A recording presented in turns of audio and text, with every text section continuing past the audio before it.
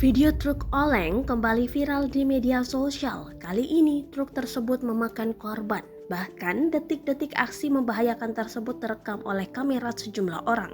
Video itu diunggah oleh akun Instagram @andrali48. Terlihat dalam video, beberapa orang terlihat sengaja merekam truk yang sedang oleng.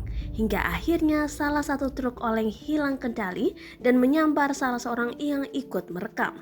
Pada keterangan video dituliskan jika jalur truk oleng tersebut di jalur Kedung Malang, Wonotunggal, Batang, Jawa Tengah.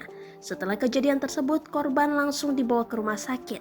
Salah seorang warganet menitipkan komentar pada video tersebut menyebutkan rasa syukur atas kejadian itu. Pasalnya, truk oleng itu mengganggu aktivitas pengguna jalan dan berbahaya begitu pula para perekamnya.